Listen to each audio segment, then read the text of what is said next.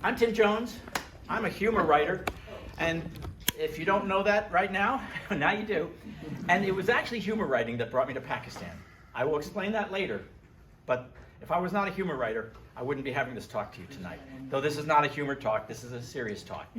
I want to tell you about the 1 week that I spent in Pakistan, which was a real powerful experience for me on many levels. And I hope that I don't bore you with too much detail. If you're looking for an overview of the entire country of Pakistan, I was there for 1 week.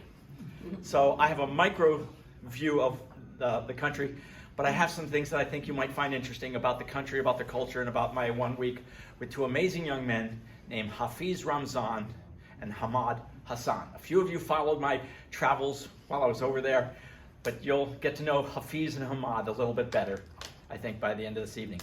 And Mike? 1 month ago today, I was in Pakistan. I visited two cities, Lahore, a city of 12 million people, the size of New York City and Los Angeles combined, and Islamabad, the capital. You can't get to Pakistan on a non-stop flight, at least not from Seattle. So from the time I left my house to the time I walked through the arrivals gate in Lahore, Pakistan, was about 30 hours. I left Seattle at 6:10 p.m. on a Monday, and I arrived in Lahore at 5:05 a.m. on a Wednesday, through Istanbul, and then from Istanbul to Lahore. A little bit of background about Pakistan, because some of these things, a lot of Americans, yeah, they can point to it on a map, and that's about all I know. It's a Muslim country, it's next to India, and they're running out of stuff. It is a very diverse country. You've got a lot of desert region through here. This is the Indian Ocean. Karachi, Lahore, second largest city. There's Islamabad. This is the Punjab region, very rich, very fertile, I should say. A lot of greenery, and that's crop growing. Up here is the Himalayas and the northernmost region. And right here is the disputed area of Kashmir. There are people in Pakistan who feel strongly that that should be part of Pakistan. But in 1947, when British India was divided between Pakistan and India, India claimed control of this area. Where does Pakistan rank in terms of world population? It is 5th. After India, China, United States, and Indonesia. It is a very huge country in terms of population. It is 9% of the territory of the United States. It is 70% of the population of the United States.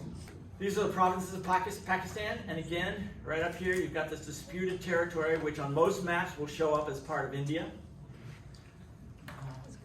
And I was in the Punjab area. There is Lahore and Islamabad, as you can see right up there. A little bit about Pakistan. I talked about how large it is. There it is overlaid over some of the eastern states. It's about a third larger than Texas, about half the size of Alaska. There is one time zone, Pakistan Standard Time. They don't go over to daylight savings. And I thought you might find this interesting. 5 of the world's 14 mountains that are taller than 26,000 feet are located in Pakistan. All of them in the northern region, because this is where the Himalayas are. And the second highest one on the planet Earth is K2, just about barely 1,000 feet lower than Mount Everest. So that's an image of K2 in case you're curious. Pakistan is old. It is really old. They have evidence of early settlements as far back as 9,000 years ago, but most historians say that civilization in the terms of cities and villages probably dates back to somewhere between 1500 and 3000 BC. Alexander the Great invaded Pakistan. Let me say this: everybody invaded Pakistan. Everybody invaded. The Mongols under Genghis Khan, the Mughal Empire in the 1500s. Queen Elizabeth sends a ship to Pakistan, India subcontinent to start exploring opportunities for trade, and by 1858, British government becomes the largest empire in the world, in history of the world, I should say, by assuming what at the time was called British India. So this is all British India. In 1947 was the official division, mostly among religious and ethnic groupings, but far from perfect. Pakistan was predominantly Muslim, India was predominantly Hindu, and East Pakistan, which is now called Bangladesh. That's how it is divided. But if you look at all these together, that was British India. and it was ruled by the British East India Company. One of the most important dates, and you might want to write this down, is November 29, 2023. I made my historic trip to Pakistan, and I'd like to say war did not break out on my arrival. Okay. As I said earlier, Pakistan is the most conquered nation, one of the most conquered nations in history. I'm not going to read all these, but if you can see that text, just look at how many conquerors there were, dating back to the Persians and all the way to the British invasion and rule in the 1850s. So they have been subjugated for most of their history until 1947 when they declared independence. There are 6 major ethnic groups. Punjabi is one of the most significant ones right here. Now, Pashto, I'm going to make a reference to Pashto or Pashtun later. The Pashtun people are right along the Afghan border, and they are some of the most religiously conservative people in all of Pakistan. They may have more in common with Afghanistan than the rest of Pakistan, but there are many ethnic groups besides just these. There are many, many languages. 73 languages is the estimate that I researched. 73 different languages. Now, here's what's sort of interesting. Urdu, at 8%, is the official language of Pakistan, and that's the language that my friends were speaking in. However, Punjabi is spoken by roughly half of the country. Now, a lot of these languages are similar. A person speaking Urdu could probably understand someone who's speaking Punjabi, who could probably get the basic gist of someone speaking in Hindi. So there is some overlap in these languages. But if you think of Pakistan as being a monolithic, one-size-fits-all culture, nothing could be further from the truth. There are 39 characters in the alphabet, so it's not just a bunch of random scribblings. These are actual separate letters. I learned to say Assalamu alaikum, which means hello. Literally, it means peace be unto you. It also means goodbye. Shukriya, I said that all the time. It means thank you. Or Bahut Shukriya, which means thank you very much. Mera naam Tim hai, which means my name is Tim. I said that a lot. And all it takes is saying just a few phrases, and they are so impressed. Everybody said, "Oh, you speak fluent, Urdu." Like, no. I know like 5 or 6 phrases. Here's one that was very important. I'm going to point to it right here. Maaf kijiye. Maaf kijiye. That means I'm sorry. I said that a lot. And this last one, which I could not tell you how that's pronounced, but that is literally, where's the nearest McDonald's? And no, I did not go to a McDonald's, even though I am a picky eater. I did not go to any of the places on this map. Pakistan is a very varied country, but the mountainous region is where most Americans who travel to Pakistan, this is where they go. They're the trekkers, they're the hardcores who really want to get up into the heights. And most of the touring companies from America that go to Pakistan go to places like this. Okay, so here's where I want to get up my soapbox. The most common question I got before I left. Yeah. Pakistan? Wait, by yourself? Not Michelle? Not a tour group? Are you crazy, Tim? Don't they all hate Americans? This is what Americans think Pakistanis are like. This is much more accurate based on what I experienced. People were friendly. People were welcoming. I never hid the fact that I was from the United States. I always said I was from America. And I got many people who say, "Oh, I love America. Would love to travel there someday." The media plays on the hype, on the angry guy burning the American flag, and sure, there's some of that. There's also some crazy Americans who do crazy things too. No. But most of the people that I saw were just as warm and as friendly as they could possibly be. Story after story after story. So I spent about 60% of my time in Lahore, 40% of my time in Islamabad. These are some pictures that I found on the web, but they give you a really good sense of Lahore. Big, crowded, chaotic, beautiful. All of those are apt words to describe Lahore. Okay, I said at the start of my talk, I'm a humor writer, and that's, in a way, what brought me to Pakistan. Here's how that happened. This is my very good friend, Hafiz. That's his best friend, Hammad. 2009, I started humor writing. 2020, my wife had the lame idea, why did you do humor videos, Tim? Do a YouTube channel. Blame my wife if any of you watch my videos, it's her fault.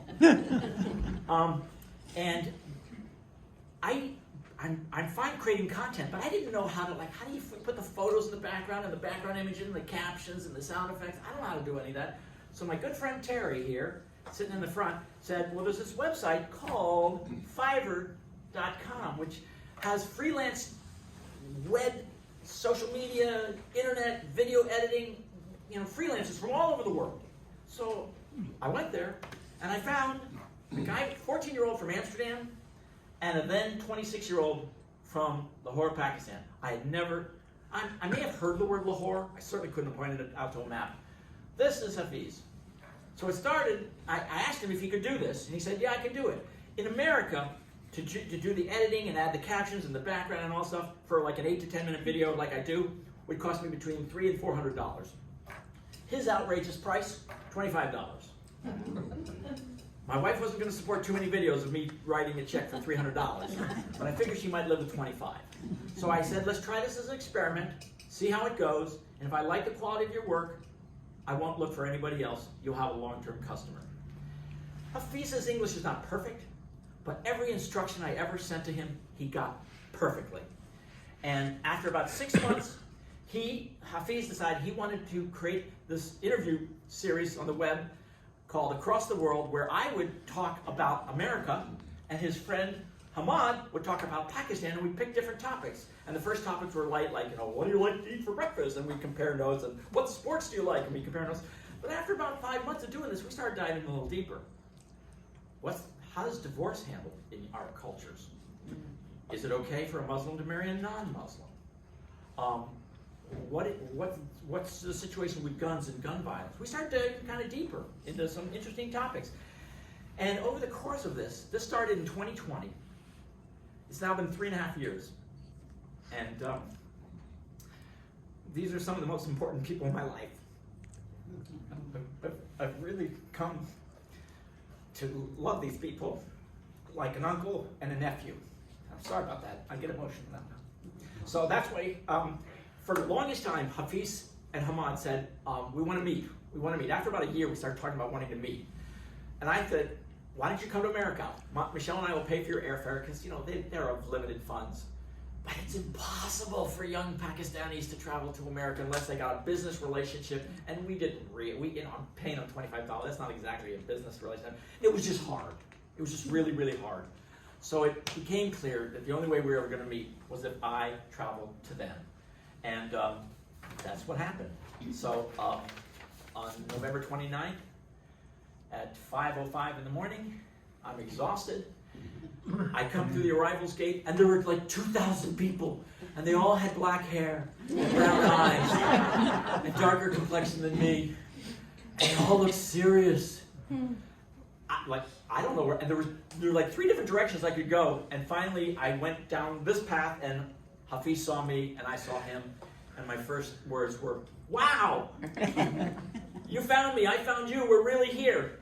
And so this is the first photograph of the 3 of us together at 5:05 in the morning. And in typical third world experience, they had rented an Uber for us to go to my hotel and let me sleep for a few hours, and the Uber at the airport would not start. So they had to get another Uber. And that Uber driver took me to the wrong hotel. And when they took me to the right hotel had no record of my registration. Welcome to travel in the third world. Okay. This is one of my favorite photos. Okay, I'm just going to tell you, this should not come as a... Anybody who knows me well knows I'm not a very adventurous eater, so don't ask me a lot of questions about Pakistani food. I have a limited palate. It's one of the things I'm most embarrassed about. But I have a sweet tooth. And Hammad and Hafiz knew that. So when I arrived at the airport, they presented me with this gift basket. It has Lay's potato chips, there was a Twix candy bar, there were Skittles, there were some ginger kind of cookies. It was all American junk food. I loved it. I just love the sentiment behind it, that they wanted to make me feel at home. And I just thought that was wonderful. I did not live in a tent. I stayed in 2 very nice hotels. This is the Avari Hotel in Lahore. I can't speak enough positive words about it. The service was amazing. Here I asked these two guys here, these are the bellmen. No, they're not security guards hauling me away. These are bellmen. And I asked if I could take a picture of them because their uniforms were so fascinating. And they said, oh, sure, but why don't you get in the picture? So I said, okay. And then after I had a picture of the three of us, then these two guys come in and like, can we be in the picture? And this is what I saw over and over again. Very welcoming, very friendly, everywhere. I also want to point out, by the way, notice clean shaven, just a mustache. This perception that every Pakistani man or every Muslim man has a big bushy beard, which Hafiz did have, is not true. Many of the men were clean shaven. Many of them had that Don Johnson from Miami Vice 3-day grizzly beard. Many had just a mustache. There was no one size fits all. And that was something I did not know. The first evening that I was there, I had dinner with Hafiz at his house, and this is Hafiz, bushy beard, Hammad, trim beard. That's how you can tell them apart. We had dinner on a cushion in their living room. This is very rare for an American to be invited into a Pakistani's home, especially their first night there. It's not done. This is reserved for very special friendships or relatives. I had known Hafiz for 3 years. I never saw his wife on any of our video calls because it's not done. Outside of the family, the wife is not seen by non-family members. Within 15 minutes of my arrival there, Hafiz says, Amber, that's his wife, would like to meet you. I was not expecting that. Now, she was fully covered. All I could see were her eyes. And she doesn't speak English. But she learned a few words, and she said, hello, Tim. Welcome to our home. It is so nice to finally meet you. I was blown away, because I know that this is a rare honor. So it meant a lot to me. You don't eat with forks and knives. You eat with your hands, right hand. I'm not going to explain why, you can figure it out. I'm so proud of myself. I'm not an adventurous eater, but there was a very spicy chicken curry kind of meal. I did not perspire, but Hammad did. This is one of my favorite photos from the trip. It might look like there's a plus and a box. That's his positivity box. I saw this on the wall and I said, Hafiz, what is that? He said, that's my positivity box. I said, what's that about? And he said, well, don't you remember? You and Michelle gave me this idea. I said, I'm sorry, what? You told me about your gratitude box, where each day you write on a piece of paper something you are grateful for, something that you are happy about in your life. And he decided to do it too. That's his positivity box. Isn't that cool? Yeah. Now, as anybody, this is really hard to see. That is the stock of a semi-automatic rifle. Yeah. This is the doorman at Tim Hortons Donuts.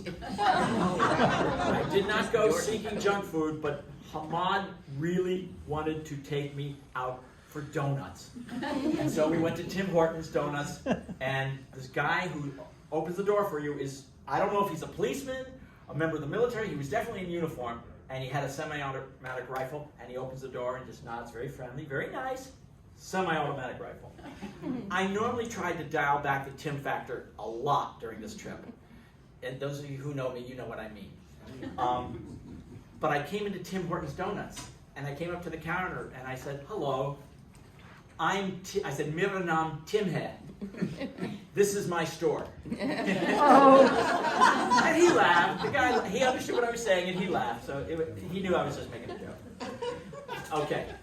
I could spend an hour talking about the differences between men and women and their rights and things in Pakistan. I'm not going to do that. It's a very sensitive subject. I have a friend of mine who was a little bit upset that I went to Pakistan because of her view of how women are treated there. We could debate forever, but I tried to take the American culture and put it on a shelf and be there without judgment. There's no question that women do not have the rights that men have in Pakistan. Women and men can't shake hands, for example. Women can't be seen outside the home unless there's a married woman, unless she's with her husband or some other family members. So they're not equal. They're way behind us. But here's a little snippet of the kinds of things I saw, where I saw glimpses of things changing. This woman was one of the chefs of the hotels restaurant. And I came up to her, she came up to me actually, and asked me questions, and she quickly learned that I didn't really understand much Urdu, but she taught me a couple words and phrases. And then I asked her very slowly, in English, I understand that men and women cannot shake hands in your culture. Is that true? And she said, generally that is true, but I'm a professional. I'm the head chef. I'm at work. I can shake anybody's hands I want to. And she extended her hand to me to shake hands. So her name is Annika. This is one of my favorite photos because it's really just sort of the duality of the world of women in Pakistan. Here she is covered head to toe except for her eyes, and she's on a cell phone, and the outfits that they wore, and yes, women have to be covered to the wrist, to the ankles, but they have some just stunningly beautiful outfits. And so I'm not supposed to take these kind of pictures, so I took this from afar and zoomed in. You're supposed to ask permission, and generally I did, but every once in a while I try to sneak a picture. Okay, this is an interesting picture to me. Look at how every single person is in this photo. Every single person is standing either like this or like this, and nobody is smiling, except for one guy in the middle. This is the classic Pakistani male pose for pictures. They don't smile. I want you to remember this photo, because as the course of this trip goes, I want you to start looking at the body posture of Hafiz and Hammad with me and other people, and you're going to see it's going to shift. I told Hammad one time that my wife doesn't dress up that often, but her favorite colors are red, black, and gold. I must have told him that a year and a half ago. I have no memory of telling him that, but he pointed it out to me. Hamad's mother could not come because she lives 2 hours away and she wasn't able to make it, but she bought this gift for Michelle in Michelle's favorite colors. It's a shawl, and it's a gorgeous shawl, isn't it? Yes, you see it is beautiful. Every place I went, if you go into someone's home, you will be given a gift and you will be served food. This is his Uncle Bilal. He makes custom wedding dresses. One of the colors you don't see much of is white. White is not a preferred wedding dress color in Pakistan. I think that may be true in other Muslim countries, but I don't want to overstate it because I'm not sure. The most common color for wedding dresses in Pakistan is red. He makes whatever color you want, a very ornate design, and he had actually just come back from a trip to America where he was in New York City and DC and Dallas, so he's somebody who would be considered very successful in their culture. And Hammad presenting a food tray and all, fruits and muffins and tea. Everybody, it's always tea. I'm not much of a tea drinker, but I drank a lot of tea this trip. This is the other side of Lahore. It's everywhere. You can see all the wires. This is not many wires. I saw many buildings, just like what Michelle saw in India a few years ago, just chaos of wires. It is really crumbling everywhere you look. This is just very typical of the streets. Okay, this is Usman, one of my favorite people I met. For the first year that I knew Hafiz, he told me that Usman was his older brother. This is not his older brother. Hafiz lived in an orphanage from age 5 through 14. He lost his parents one when he was really young and one when he was 5. And he lived in an orphanage for 10 plus years. Usman was one of the teachers at that orphanage. We are visiting Usman's place of work. You're going to see him again later in this presentation. It is my understanding, after a year, finally, Hafiz told me who Usman really was. Usman made sure that Hafiz went to college, went to university. Both Hammad and Hafiz have graduated from university. And interestingly, the courses in Pakistan at the university level are all taught in English. This person absolutely changed the arc of Hafiz's life. And you know how sometimes you just get a vibe about somebody? You can just tell they're authentic. You can just tell they're a good person. He just radiated it. And he's holding Grumpy. Grumpy is my teddy bear that has traveled with me all over the world. This is Grumpy. He's 42 years old, and I have a friend of mine who has his own Grumpy. Oh yeah, he's 42 years old. Got him in like 1981, I think it was. And I got this exact same Grumpy for a friend of mine. He has his Grumpy, and we've had this running competition of taking photos of our Grumpies in more exotic places. That Grumpy has been to the North Pole, and that is the truth. I wasn't there, but he's been to the North Pole. And so I showed this to Usman. He was curious about this, But he went with the flow, and I said, can I get a picture of you with Grumpy? And he said, sure, fine. Grumpy will reappear later. Grumpy got me in real big trouble. I was like, this is more motorcycles than I've ever seen in one place in my life. Thank goodness these are not all cars. Otherwise, no one would ever be able to go anywhere in Lahore. The streets are chaotic to begin with. They can't afford cars. This is how most people get around. Our first major tourist site was the Badshahi Mosque in Lahore. I'm not going to read everything here to you. I'll just point out a couple things. It took only 2 years to build this. When it was built, it was the second largest mosque in all of Pakistan. It's been significantly renovated. If at capacity, it can hold 95,000 worshipers in this giant courtyard. And there are supposedly some artifacts that relate to the Prophet Muhammad himself. It was an amazing example of what they call Mughal architecture, and it was built between 1671 and 1673. This is one of my favorite photos from the trip that I took. Yeah.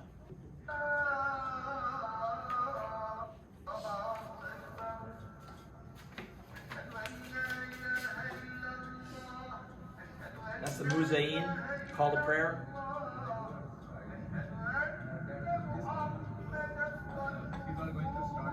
That's Hafiz in the background.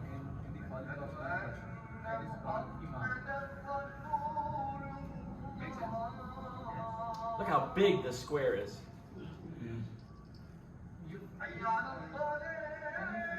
Non-Muslims are not allowed in mosques in Pakistan, with the exception of a couple of them, because this is like a national monument. It's a tourist attraction. Otherwise, I wouldn't be allowed there. There's a scary moment coming up. You're going to see this very scary figure, so be prepared.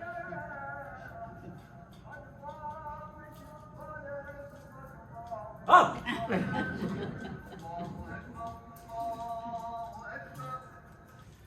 They pray 5 times a day. Men are expected to go to the mosque, except during COVID when everybody was told not to. But other than that, men are expected to go to the mosque 5 times a day. Women can pray at home because it's considered they've got kids to take care of. Again, making some real sexist assumptions, but women don't have to come to the mosque. They can, but if they come to the mosque, they have to pray in a separate area. While I was there, I never saw Hammad and Hafiz pray 5 times a day. I think they cheated. They told me they prayed twice in the morning before they saw me, and twice late at night after they left me. So I only saw them pray 1 time. But I'm sure, but they take it very religiously. I'm sure they did all the prayers, but that's how they manage that. And this is just a photo. I asked Hafiz constantly, can I take a picture of this? Can I take a picture of this? Is this okay? And he kept saying, sure.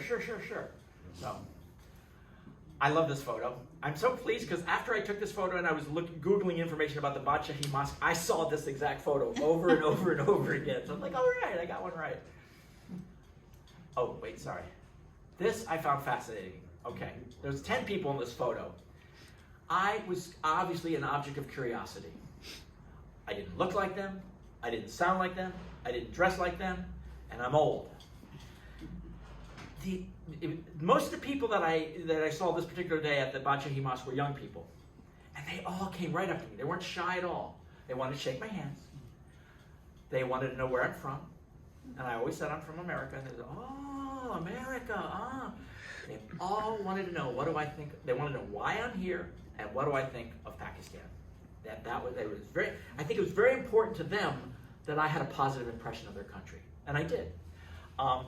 But the only time in my life that I was sort of surrounded by curiosity seekers that compares to this was when Michelle and I went to China and we adopted Rachel as a baby, and all these elderly Chinese women came right up to me because I'm holding Rachel in front of me on a snuggly. That's a very strange thing, a white man carrying a Chinese baby. So they all just came up to me, and it was that same feeling of just, they were curious, but it wasn't mean, it was just curious. They were fascinated, they wanted to know more, and very friendly. Hafiz told me, I asked him if I could take this picture, and he said, sure, absolutely. And before prayer, you have to wash, and there's a specific sequence. You first wash your hands, then you wash your mouth, then your nose, then the rest of your face, then your ears, then your hair, and finally your ankles and feet. And there's a certain number of times you're supposed to put, put water in your hair like 5 times and splash your face 3 times or something like that. So it's a very precise sequence before each time you do prayer. Hafiz took over the camera halfway through this trip, and he just took tons and tons and tons of photos. So you'll see, I could have had like 20 times more photos like this. He took a ton of photos because he was having a lot of fun. This is just the other end of the mosque. Just look at that architecture. Isn't that just incredible? Mm-hmm. I just found it amazing. Right across the street from the Badshahi Mosque is the second most famous landmark in Lahore, and it's the Lahore Fort. In the interest of time, I'm not going to go through all these details. It dates back to 1566. It had served several different purposes over the years. Most of it is in great disrepair now. This is the front main entrance. That has been restored. 1849, the British took control of it when they annexed this region of Pakistan, which is called the Punjab. It's now a World Heritage Site, and the Lahore Fort receives 5 million visitors a year. I'm sure everybody who visits the Lahore Fort also visits the Badshahi Mosque. Look at the scale of that. Look at this. Look at the size of the people compared to this.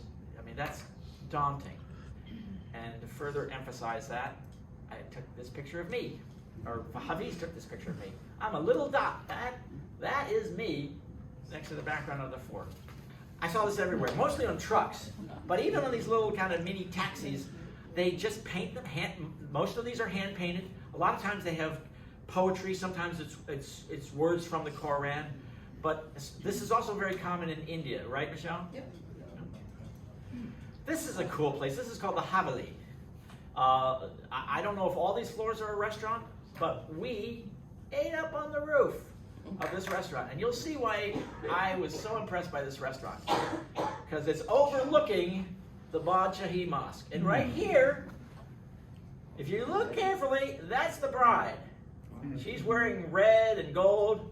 All these women in white, they are not the bride. Because the bride does not wear white. She wears very colorful outfits. And they're having a wedding. In Pakistan, the wedding experience is actually a 3-day experience. But I think the middle day is when they actually come together and say what is kind of akin to what we would consider a wedding ceremony. And I believe that was happening right there. And I took this picture very sneakily because I felt that this might be inappropriate. Probably was. Again, look at the background. Now you may be saying it looks kind of dusky. They had really bad smog alert right before I arrived. Lahore is sadly one of the most polluted cities right now in the world. But Hafiz and Hammad and me, and again, you won't see any forks in this picture. And just what a wonderful view. Hafiz had picked out this restaurant. This is the minaret, one of 4. I wrote down somewhere, oh yeah, each of these minarets, and there's 4 of them, are 196 feet tall. Now, this is where the music or the muezzin, the call to prayer comes from. A lot of times it is actually broadcast and the original source is somewhere else. More and more lately, sometimes they're recordings. So it's not always a man standing up there on the top of the tower. Okay. This is a strange thing. As we were leaving the restaurant and getting ready to go back to my hotel, I saw this guy. Now I want you to look closely. There's one little, like a candlestick almost. Then there's a second one, and a third one, and a fourth one, and a fifth one. And there's either 5 or 6. I can't really sure, but there's 5 or 6. Each one is about, I don't know, 8, 9 inches tall. And one by one, he put the first one down, and then the goat would stand with all 4 paws or hooves. And then he'd put another one on top of that, and the goat one by one would put his paws on top of the next one, and then the next one, without ever touching the ground. I had really mixed feelings about this. I mean, on the one hand, it's really amazing. On the other hand, what a life for this goat to spend. So I really had sort of, mixed feelings that the goat was probably not being treated very well. But there you go.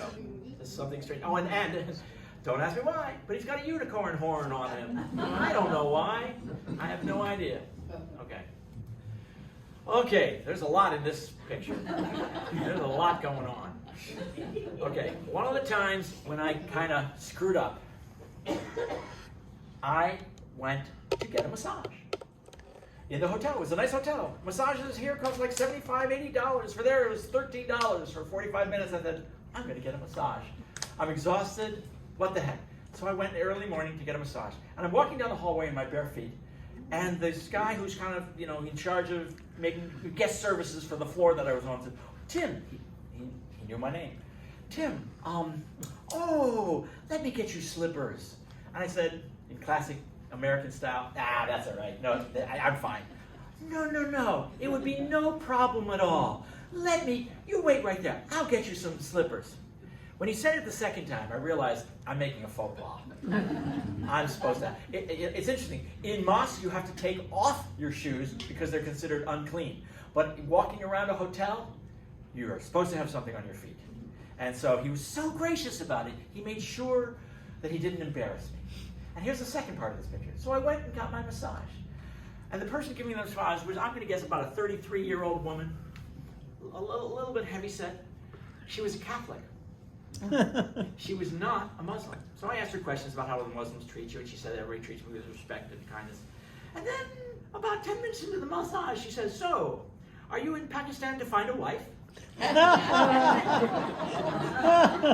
Apparently this is a thing. And I remember saying back to her, let me ask my wife and I'll get back. And then she laughed. So that's the story behind this photo. Okay, I'm going to do a straw poll of votes. Who looks cooler, Hafiz or Hammad? We're going outside. It was a sunny day, so I brought my hat. That's my hat. And my sunglasses. Those are my sunglasses. They both wanted to try them on. So I took a picture of both of them, and I'm going to show them both to you, and you tell me who looks cooler, Hafiz or Hammad? Okay, so how many think Hafiz looks cooler? Show of hands. We got a small smattering. I think we know who's going to win. Who thinks Hammad looks cooler? Okay, and I agree with you. And I told them both. They said, Hafiz, I'm sorry. Hammad wins. And they thoroughly enjoyed seeing these pictures. They shared them with all their friends.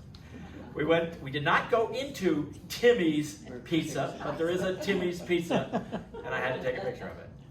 Here's an interesting thing. Okay, here's the Pakistani currency. And on another slide, I'll show you the value of it compared to Americans. But okay, you see? Okay, that's 20, 50, 100, 500, 1,000. This is 10. That's 75. That's the newest currency they have is the 75 rupee note. But because it was such an odd denomination, Hammad told me that most Pakistani people refuse to use that currency because they think it's counterfeit. They don't believe it's legit. So nobody uses the 75 rupee note. Look at the value of these. A 10 rupee note is 3.5 cents, not even a nickel. Therefore, you just do your math. A 100 rupee note is 36 cents. A 1,000 rupee note is $3.50. And a 5,000 rupee note is $17.77. And the largest rupee note that I think they have is 100,000. So it would be like a $40 bill. So it was very confusing. Like it's going to cost you, 47,000 rupees. Like, wait a minute, that's not so bad. So, okay, this is not Hafiz. This is another one of his close friends named Iqbal, and you can see Iqbal is playing with Grumpy. If there was a Pakistani who reminded me most in spirit of me, it was Iqbal. Most of the Pakistanis I met, especially the men, are kind of serious, they're kind of quiet, they're kind of introverted. Iqbal was just in your face with energy. He was just like, loved everybody, loved everything, and he just was such a joy to be around. So he took us to this ceremony. The Lahore is very close to the India border. We went to a guard parade ceremony at the border. You'll see what I mean in a moment. I got a little bit of video. And Hafiz got us in. He paid for it. He got us parking real close to this event. And so this day would not have happened without him. And we had so much fun.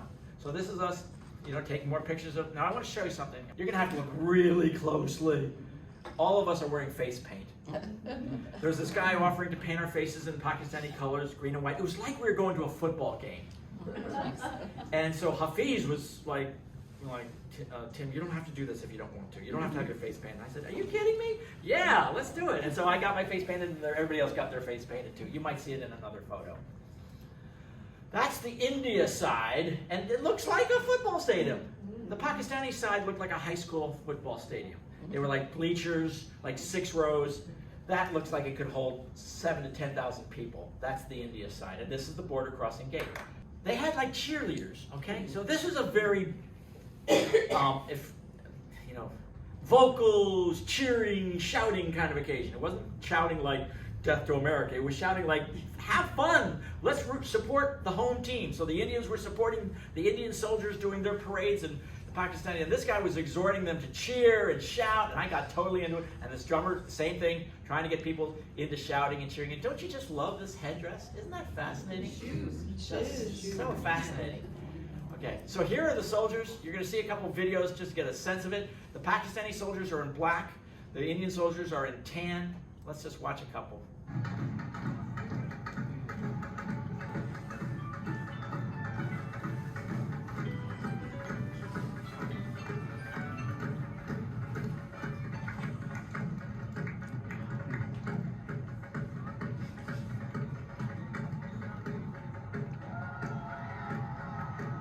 And the Indian soldiers were doing the exact same maneuvers. It was like a mirror image. Here's one more. Now the gates are finally being opened. Oh my gosh. You can see how huge the crowds were over there. Way more than the Pakistani side. And the exaggerated marching steps. That's the leader. That's the leader of the Pakistani side. I don't know what his rank is, but he was the guy who clearly was at the highest rank. Now you can hear, so you can see my face paint, and Grumpy was cheering along with everybody, and Hammad wanted to take pictures of Grumpy like watching as the soldiers went by. They just really got into it more than I thought. Here's another one. You can kind of see us all with the face paint, and this is Iqbal, me, and Hammad. This is another short one. This is where the two leaders meet, and they do briefly, I think, shake hands, or at least they acknowledge each other right up close. They do this once a day around 4 o'clock in the afternoon. That's the leader of the Pakistani side. And they all come together in a circle. And again, it was like a sporting event. And I told Hammad when it was all over, I said, I'm not sure, but I'm pretty sure the final score was Pakistan 35, India 22. And here we are. Hafiz is a bit of a wheeler dealer. Hafiz always tries to find ways to get us into places that we're maybe not supposed to get into. He wanted to make sure a guard would let us take his picture. So Hafiz is one of these sort of like, if he can find his way in, he will. And I just found that fascinating. Okay, that's my hat. Iqbal was so nice, and I just connected. Again, sometimes you just connect with a person even though you have a language barrier, and I just like this guy. So because he arranged this whole event, I gave him my hat. And here's the fun postscript to the hat story. Later that evening, we went back to his house, and he had a gift for me. His gift was to give me my hat back. He wanted to give my hat back. Now, a friend of mine, who's not here tonight, speculated when I told her that story that maybe that was a test to see, was I really, sincerely giving him something that I cared about or not. Now, I hadn't thought about that. I don't know if that's the case. But I told him, Iqbal, it would mean a lot to me for you to keep this hat. I want you to keep this hat. Thank you very much. And he did. So. Then you passed the test. This is the same guy who said, oh no, let me get your sandals. That's what I mean. This day at the hotel, I was running late. I had missed the morning breakfast. I just slept and I was so exhausted. And so I was late. And I'm getting ready to head out of the hotel, Lahore. We're going to head to Islamabad. I've got all my luggage. And Shamim comes and says, oh, Tim, no. Here, sit down. You need some food. It'll just be a minute. And remember, the restaurant's closed. And so he comes back about 2 minutes later with this. Eggs, Danish, donuts, fruit, coffee. It's just the way they are. Now this is a very nice hotel. They're obviously very well trained on how to serve their customers. But this kind of thoughtfulness, I saw it over and over again. Tell people how much the hotel costs. Well, this hotel cost me, in US dollars, about $70 a night. And this was a lovely hotel. Islamabad hotel was like $95 because it's a more expensive city. On the way to Islamabad, 5 hours by an Uber, and I saw this Catholic church. There aren't too many. The country is 97.5% Muslim, but there are Catholic churches. Islamabad. I did not take any of these photos, but this gives you a sense. Islamabad, if you remember on that map, is getting up. It's not in the Himalayas, but you're heading north. You're heading to the foothills. And so those are the foothills of the Himalayas in the background. This, we're gonna talk about this more. We're gonna talk about this more. And Islamabad has, we went into one shopping mall. Bellevue Square had nothing on this shopping mall. As we got close to Islamabad, one of the things I noticed is that more things were in English. You can see every other lane is in English, every other lane is in Urdu. And here's a billboard. Everything in the billboard was in English. I found that fascinating. This was my hotel in Islamabad. Now here's the cool thing, if this sounds like I'm patting myself on the back, this is not where I'm trying to go. I'm not trying to say that. But I knew that Hafiz and Hammad, they've never left their country, they've never been on a plane, and they've never stayed in a nice hotel. I wanted them to have that experience. So I got a hotel room for them, separate from mine. And here's a picture of them in their hotel room. Do you notice anything different about our poses? Smiling. They're smiling. Hafiz's arm is around me. Hafiz's arm is around Hammad. They're starting to loosen up. They're starting to open up. And I love when they smile. These are two, I'm biased, but I think these are two very handsome, attractive people, especially when they smile. This is the Faisal Mosque. It's pretty new, built in the 70s, in 1976 to 86. It was funded by the late King Faisal of Saudi Arabia, who donated $28 million. But this is the thing that I think is interesting. Most mosques aren't shaped anything like this. It was designed to be like, oh, here it is, a Bedouin tent. That was the inspiration of it. It can hold 10,000 worshippers on the inside, but we were not allowed to go inside, and we were not allowed to take photographs of the inside. But if you add all the surrounding exterior places like this, they can hold up to 300,000 worshippers. It is the largest mosque in South Asia and the 5th largest mosque in the world. Okay, it's big. That's a view of it. Very modern. Those almost look like missiles or something. Those are their minarets. One of the things, I don't know if this is because I was a guest or because I was older. Probably a combination of both. They would never, ever, Hafiz and Hammad, let me be the last one to walk through a door. They would refuse to walk through the door until I went through first. They always insisted I held the door. Even when I held the door for them, they stood there like they didn't know what to do. And then I figured out, okay, they're telling me I have to go through first. And then they would go through. I do believe a lot of that is respect for elders. It's very highly valued in their culture. And here you can see, I referred to this as American pose. When we put their arms around each other, I said, let's do an American pose. This is very strange. I'm at one of the most important mosques in all of Pakistan, and I'm here with a gun to try to shoot these balloons. I don't understand it, but let's see what happens. So, here we are at the National Mosque, and as we're walking up to it, they have this balloon. There are all sorts of street vendors selling ice cream and treats and stuff, and this guy that's a BB gun, shooting balloons. And I did actually get a few of the balloons.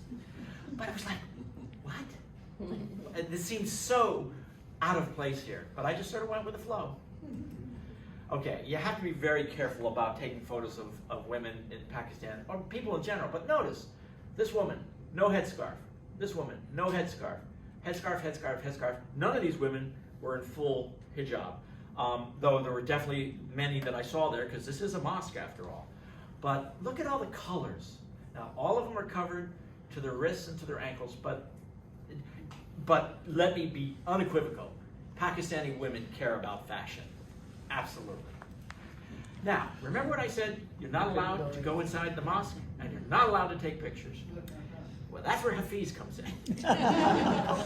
So Hafiz, when we saw, we're like, oh, okay, nobody's in, no photographs, and we're standing in there. And Hafiz goes, wait 1 second. And then he disappears. I don't know where he goes. I don't know who he's talking to. And he comes back, quick, quick, quick, quick, quick. And they let us in. The only people in the mosque at this time are this guy, me, Hammad, and Hafiz, and that's it. And I asked this guy, is it okay to take photos? Oh, sure. Yeah, fine. I don't know.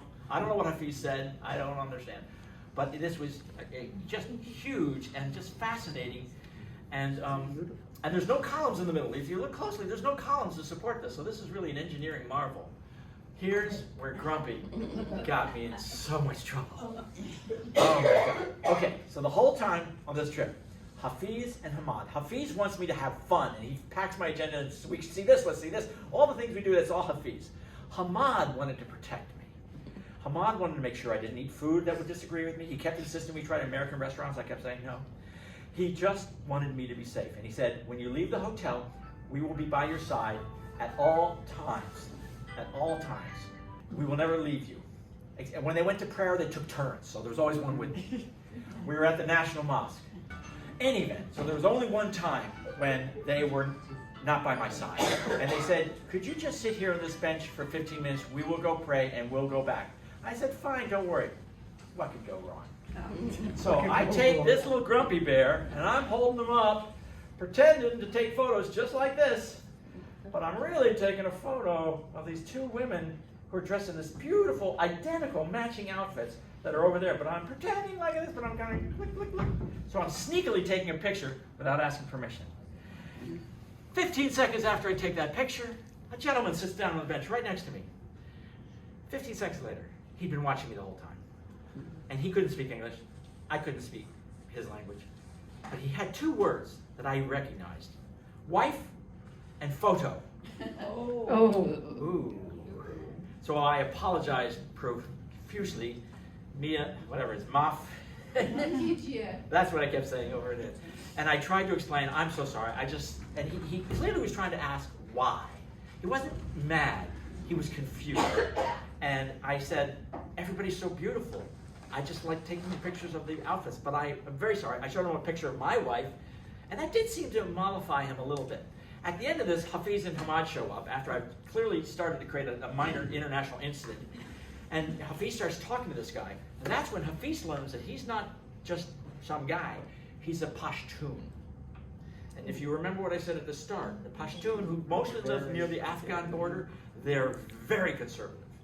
And I found out later that according to their religious beliefs, if you take a photo without permission, it is felt like you were taking a part of a person's soul. So it's significant. To tell them the other English word that the husband knew. Oh, there was one other word that he knew. That was delete. He watched as I deleted, and then he grabbed the camera, nicely, but he grabbed the camera after I deleted the two photos and he kept scrolling. Just to see. He wanted to make sure there were no other photos. So yeah, I blew it. And I told Hafiz and Hammad, and I was so embarrassed, and I was so apologetic, and they were like, don't worry, it's okay. For 15 minutes? Yeah, 15 minutes, the one time I'm alone, and I screw up. Another picture.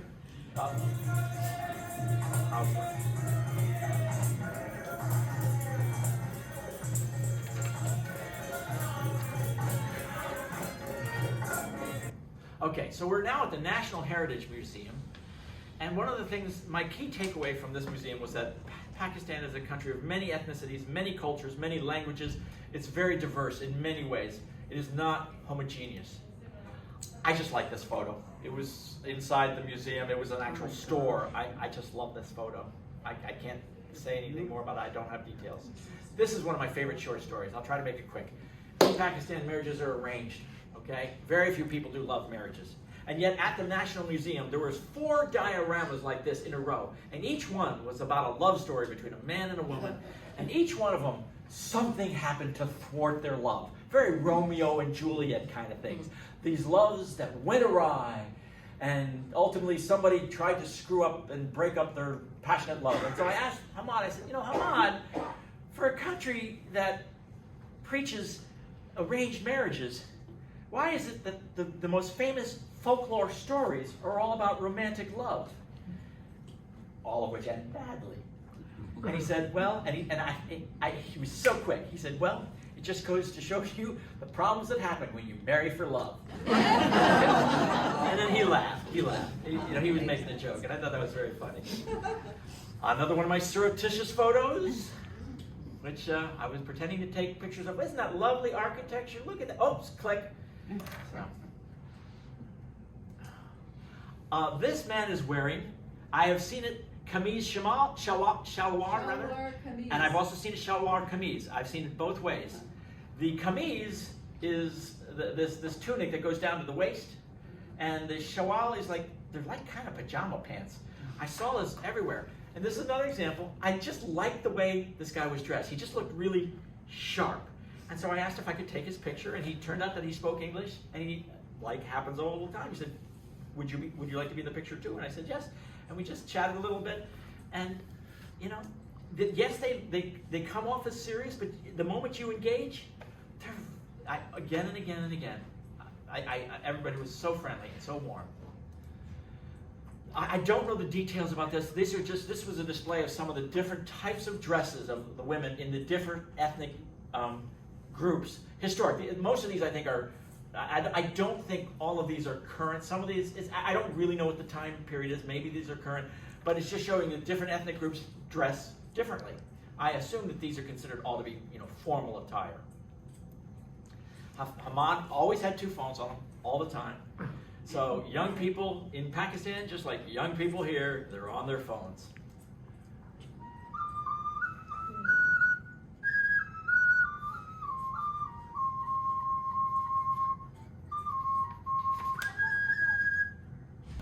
This was just a street performer. I asked if I could take his photo, and he said yes, and the custom is that you give him a small donation, so that's what that is. The next thing we saw was the Pakistan Monument. This is very new. It was built between 2004 and 2007. Those are supposed to represent petals of a flower, and it's dedicated to the people of Pakistan who sacrificed there today for a better tomorrow. That's what I read. And the inner walls, so the interior of all of these, okay, they had artwork depicting landmarks of Pakistan, notable people in their history, important events. And here's an example of a close-up of one of the petals. And I just found this interesting. This man is Muhammad Ali Jinnah. He's on all of their denominations. He's on the backside of every one of their bills. He is the founder of modern-day Pakistan. But next to him, this is what I found particularly interesting. That's not his wife. That's his sister, Fatima Jinnah. She became the first female dentist in undivided British India when they was all one country. And she eventually became the leader of the opposition party until her death in 1967. So she was a very revered figure. And as much as we like to think that women in our country have more equal rights than in Pakistan, and surely they do, one of these two countries, US and Pakistan, one of them has had a female head of state, and the other has not. Then it's our Bhutto. Which one? Again, American style pose. Look at those smiles. This, I just wanted, Hafiz took the camera and he just kind of ran with it. These are a couple snippets just to give you an idea of the interaction I was having with these people, okay? So don't worry too much about what are they saying. Just get a sense of the energy and look at the facial expressions of the people that interacted with me. And young people were very unshy about talking to me.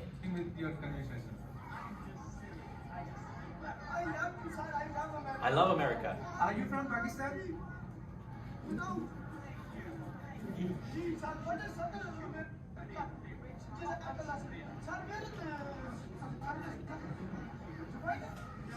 Look at that other guy trying to take pictures. That's Hafiz. I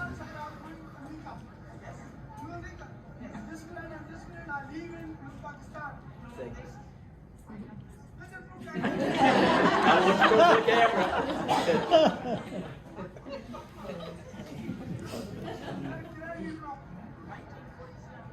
1947. He was impressed that I knew that. Okay, there's one more comment. Now I'm trying to count to 10 in Urdu. I succeed, but I struggle. 2, 3, 4, 5. I was struggling with 6. 6, 7, 8.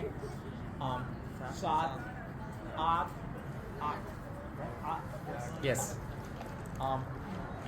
Don't. Look at the kids No. behind me. Yes. You are eligible for the grade 1 certification. You may not have heard what he said. He said I passed first grade. Hammad, when I counted to 10, he said, you have, oh, sorry. He basically said, you are certified for first grade. Now this is one of my favorite photos, and the next one as well. I hope I don't get choked up. I'll try not to. As we're leaving the Pakistan monument, there's this guy, and it's literally what it says. Write 2 names on a grain of rice. What? And it was like $2. So I was like, I'll bite. So I tell him I want 2 names, and he's there engraving it somehow on a grain of rice. And it's hard to tell, but right there, in this little tube with clear water, is a grain of rice. And on one side it says Hammad, and on the other side it says Hafiz. And I'm wearing that right now. I've never taken it off since he put it on. I wanted to go to a cricket match. They couldn't find a cricket match. So Hammad, who loves cricket, it's their national sport, said, how about if we play cricket instead? So here it is, 9 o'clock at night. We're going to play cricket? We go to this building. This building is completely blacked out. 6 stories. There's no lights in the building, except in the distance you can see in the interior there's a lighted stairwell. No mention of anything about cricket. So we're going up the first level and the second level, all the way to the roof. No mention of cricket. And right before we get to the top, we see this piece of paper, 8.5 by 11. It says rooftop cricket, and it's like all torn up, and it's barely, you can barely. Like, so there is something there, and like we get up there, and there's this essentially giant glorified batting cage, and so we start playing cricket. And Hafiz does not play cricket. Hammad loves cricket. This is Hammad. This is Hafiz. And this idiot. A spin ball.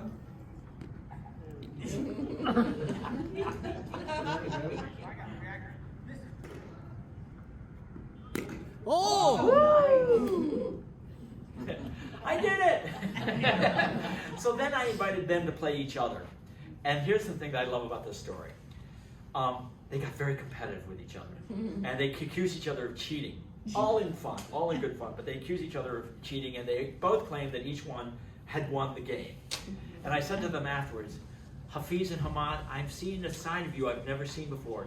This is the most American I've ever seen you behave. And they laughed. This is the lobby of the hotel we came back to. Pretty swank, pretty swank. And again, those fun headdresses. Michelle, is there a name for that? Do you know? I couldn't remember what they were called. Clearly in Islamabad, which is where this hotel, they appealed to a Western audience. In Lahore, I didn't see, in neither city did I see a Westerner on the street, but I saw one Westerner in the hotel at Lahore. I saw several, like 8 or 9, in Islamabad. Clearly a more international hotel. They were building a gingerbread house right outside this coffee lounge because it's Christmas time. This was, my birthday is next week. They knew my birthday was in January. Originally, Michelle and I, we talked about me traveling in January and I'd be there for my birthday. Well, that didn't work out. Well, they surprised me. And they held a surprise birthday party for me. And this is how it happened. We're saying goodnight for the night. And I'm in my room and they're in their room. And then, I don't know, 15 minutes later, Hafiz, this guy, Hafiz, knocks on my door. Tim, big problem in our room. Big problem, please come, help. What? Big problem, come now.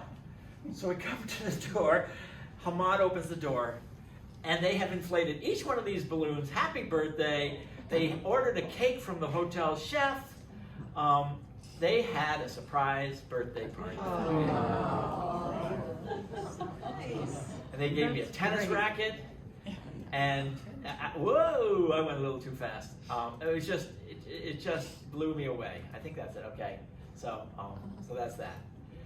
We're now next day we're at Fatima Park, the largest city park in Islamabad, It's just a walking park, but it's, you know, lovely. I could talk endlessly about this, but I'll just say this briefly. Who is this guy on the right? Okay, so we're sitting in this park, and we're just chatting, and then Hafiz sees this guy and says, I know who that guy is. Oh, he's famous. I'm like, who is it? And his name is Waqar Siddiqui. He has 400,000 YouTube followers. He is, are you ready for this? A humor writer. He's a stand-up comedian, he's a podcaster, and a motivational speaker. And he speaks fluent English. He did a performance somewhere near Seattle at a comedy club sometime in the last year, and I just connected with him. So this is 60 seconds of me explaining to people who he is. Hi, this is Tim. This is one of the most exciting moments I've had on this trip. We're just sitting here in this beautiful park in Islamabad, and my friend Hafiz knows this guy sitting at this table, and I ask him, who is that guy? And he says he's a content creator. This is Waqar, who's a very successful storyteller, comedian, humor writer, motivational speaker, television sitcom writer. It's amazing. Maybe airplane engineer as well. And he cured cancer. And we're just getting to know each other, and this is so thrilling that he was supposed to be doing something else, and he skipped out on some meeting, and as a result, he ended up here. So now we're here meeting each other for the first time. It's so wonderful to see you. Thank you so much. Likewise. So that's that. Just this little random snippets of connection that I just love. And Pakistan is 12 time zones away from us. They are literally on the opposite side of the world. We went to a shopping mall, 5 stories tall. Does that look like a shopping mall that you'd expect to see in Pakistan? No. No. They even had this clock with a snowman because, well, some people coming to Islamabad celebrate Christmas. And that's the high-rise tower. I don't know if that's an office building or apartments, but it looks pretty swank to me. Okay, I just want to see where I am. Hold on a second. Okay, most of this was about me getting a glimpse of their culture, but there were a couple of times I wanted to give them a glimpse of my culture. And here, this next slide was one. I knew they'd never been in a hotel like this, so I suspected they'd never been in a pool like this. Hammad does not swim, and he was very anxious because he was afraid he might, go under. But when he realized that it's only up to like mid-chest, he got over it. Hafiz and Hammad, they were trying to. I had them do races, walking races across the pool, and they got very competitive again.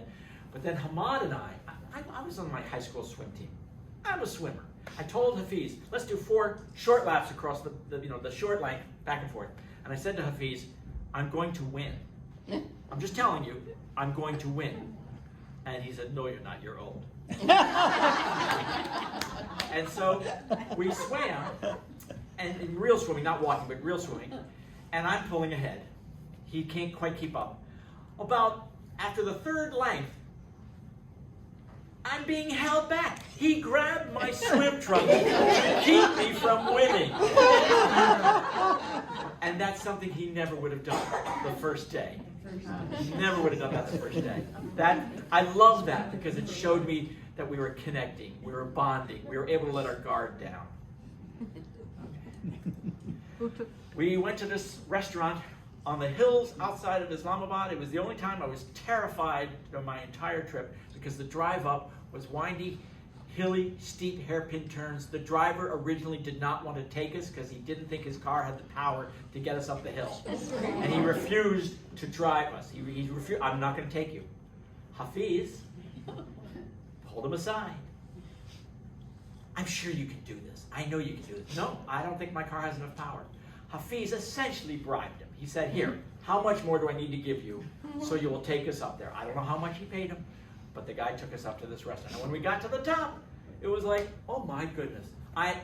This is extremely high-end by any country's standards. And look closely. Security is taken very seriously in Pakistan. And yes, there's the guy, the main greeter, with a semi-automatic rifle. This is a view of Islamabad at night. We are way up there. It was cold here because we were so high. And I love this photo. I love this photo. Look at how I'm touching him. He's got his arm around me. Genuine smile. That's how much we connected. And there the two of them are at this restaurant, having one of the best meals any of us has had in a long time. Yeah, of course. Yes. Again, this restaurant welcomed Westerners as well. This is. I'm sure this is the kind of restaurant where you take the Western visitors to. We're now heading back by bus to Lahore, getting the bus ready. Grumpy didn't say a word on the way back. He was sad because he knew the trip was getting near the end. This photo I like because it's chaos. I got a couple short videos that will give you an idea. It never is going to really capture the amount of chaos, but there were no, on the streets, no stoplights that I saw, no lane markers, and people trying to zigzag through this craziness, and you'll see a couple of them. But you know, there you got people packed into the back of. In India, they call this a tuk-tuk. In Pakistan, I think they call this a chinchi. I think I'm saying that right. Garbage, you know, intermixed with everything. Now this is Lahore again. Lahore was a more chaotic city than Islamabad.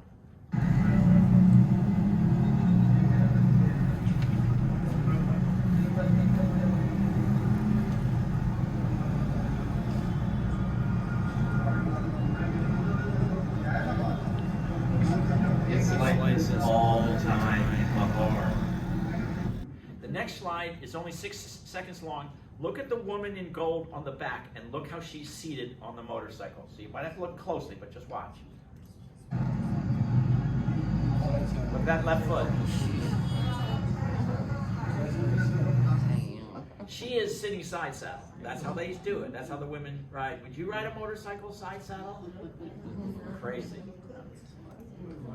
This truck is another one of those examples of the colorful paintings on the trucks everywhere, and just look at all the traffic, many different types, but it's just somehow they make it work. No lane markers, just and everybody's honking their horns, but it's not a honking like get the hell out of here. It's like I'm on your right, I'm on your left. It's sort of like keeping everybody aware.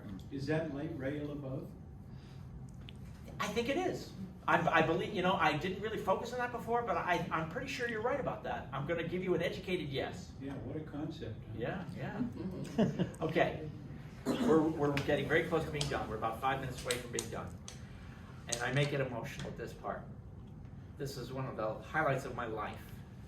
It happened on this day, and it happened completely unexpectedly. Now, most of you know that Michelle and I are adoptive parents of 2 baby girls that, well, they're not babies anymore, they're 29 and 28, but they were in orphanages. One was in an orphanage, one was in a foster care at the time. So, orphans in China. Orphans and orphanages have a special place in both Michelle's and my heart. So, we're back to Lahore on our final night. It's 5 o'clock. I'm kind of thinking we're going to get dinner and go to the hotel room and kind of wrap it up.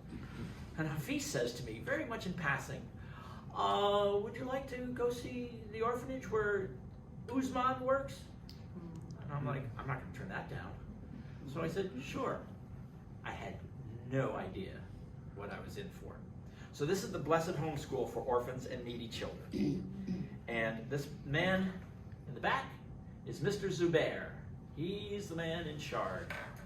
And these are shots from their website. This is their mission.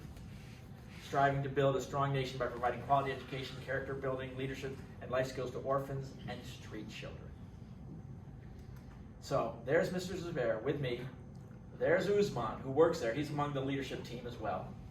And Mr. Zubair is giving me a personal tour of the whole place. This is a school and an orphanage together. There's 63 boys that live there. So he's giving me this tour. This is one of the bedrooms, and I'm sure they sleep at least 2 kids to a bed. I'm sure it's not 1 kid per bed. We're just walking around. Now I'm going to pause this. Okay. This is prayer. Look at this. See this board here?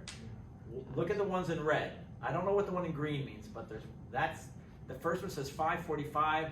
The second one I think is like 2:15, and the third one is like 5 o'clock, and the next one I think is like 7:30, and the last one I think is like 8:45. These are the times of prayer for these kids at the school. It changes with the time of year and the day when the sun rises and the sun sets, but this is this is them doing prayer, that's it, literally just like a clock showing the schedule, and I just thought that was fascinating to me.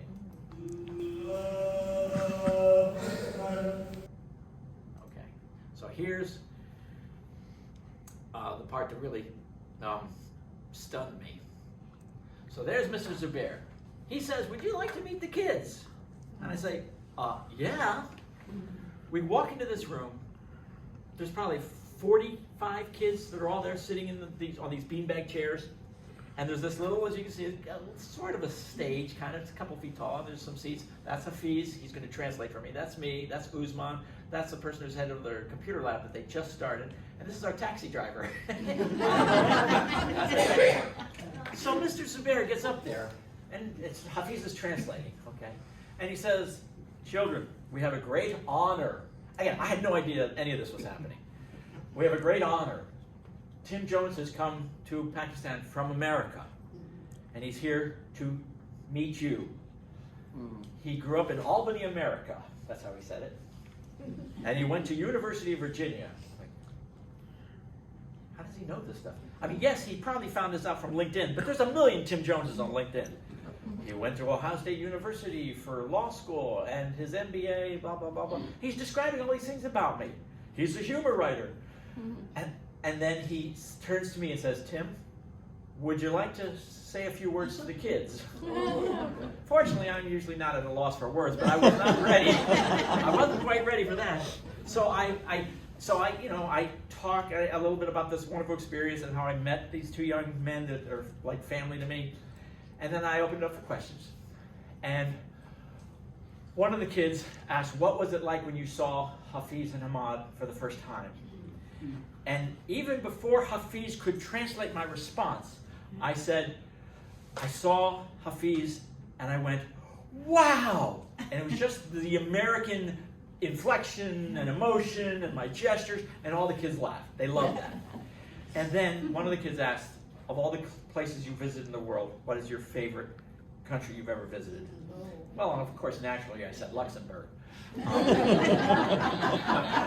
did not say that. That was the easiest question I've ever been asked. So I said, "Well, absolutely, Pakistan." They knew the word Pakistan, and they all cheered. They were all thrilled about that. So this was there, and we're almost done. So after that, we go out into the schoolyard, and all the kids come up to me. They all want to shake my hands, and look at the expressions on their faces. Just look, they're all smiling. And they're just, everybody seems to be enjoying the moment. Where And did the girl orphans go? To a girl orphanage. Girl orphanage. They keep the gender separate. But one of the teachers says, "One at a time, one at a time, one at a time." And the kids would shake my hand, and then they would circle around back and get back in line and come back and shake my hand. So here's just a very short snippet of what this experience, and I was blown away. No problem. One by one. One by one. One by one. Okay, one by you can go. उन्होंने आपको याद रखा ताकि अच्छे बच्चों से मुलाकात हो. So nice. One by one, beta. So nice. We're almost done. So I love this photo for two reasons. One, I love the fact that Hafiz is here. Though he didn't go to this specific orphanage, he really connected with the children. In fact, we sent a donation, and he went out and bought all these foods and stuff for them, and he took a video of him delivering the stuff to the school. He's an amazing person with a huge heart, and I just loved all the way. There's Mr. Zubair, and a lot of people smiling, a lot of people. Thumbs up over there means the same thing as it means here. And this poster, "The mind is not a vessel to be filled, but a fire to be kindled." I like that. I like that. So the last night, we pulled an all-nighter because I had to be at the airport at about 2:30 in the morning, so we decided to just stay awake. And Hafiz hired two photographers, one on me, one on him, and he interviewed me. And I have a 29-minute interview. If anybody's crazy enough that they want to watch it, I have it, a video interview. And he's asked me questions about how did we meet, and why did you decide to come to Pakistan, and what are some of your favorite experiences, and what did you learn? So he just interviewed me. And it was a wonderful, wonderful, wonderful interview. And we stayed up all night, and then we went to the airport. And if it looks like I'm tearing up, it's because I'm tearing up. This is the last photo I took Hammad took this photo, but we're at the airport where I have to say goodbye. And the postscript to this story is, they loved my grumpy. They loved my grumpy. When I bought this grumpy in 1981, I bought a whole bunch of grumpies. And I only had 2 left. And they'd been sitting next to this grumpy for the last 40 plus years. And I never thought about what should I do with these grumpies. And then I got home the next day and I mailed them each their own grumpy, and they arrived the very same day. After 42 years, they both have a new home. And that's my trip to Pakistan. The people there that I met in the short time I was there, you couldn't have asked for anybody to treat you more kindly, more gently. They all opened up. They opened up their homes, and these 2 young men, who have become, as I say, like my nephews. In fact, since the trip, they are signing their emails saying things like, "Love you, Uncle Tim." So that meant a lot. Yeah. Was it difficult for you to get clearance to go to Pakistan? Not so much. However, the Pakistan visa application for Americans is all done online, and one of the things I learned is we changed the dates, and originally it was going to be Michelle coming with me, and then she wasn't, and you cannot change anything.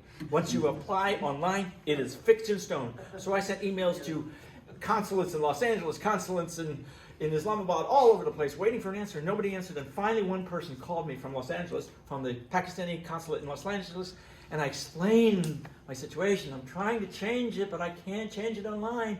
And he said, "So why are you going to Pakistan?" And I gave him the explanation. I said, "I have these 2 wonderful friends. I've known them for 3 years, but I've never had a chance to meet them in person, and I want to meet them in person." And he said, "Welcome to Pakistan. I've just approved your visa." That's a true story. That's a true story. And I just loved, like a flower blossoming, I just loved seeing these 2 young men become more and more and more open and relaxed. And, you know, the bottom line, and we all know this, every culture is different. We all have our differences, but I kept seeing the things we have in common. That's what I kept seeing. They're good people. Hafiz is a great father. He has a 3-year-old son and a 1.5-year-old daughter. He just wants to be a good dad. Did you find that interesting? Oh, yeah. Okay. Thank you very much.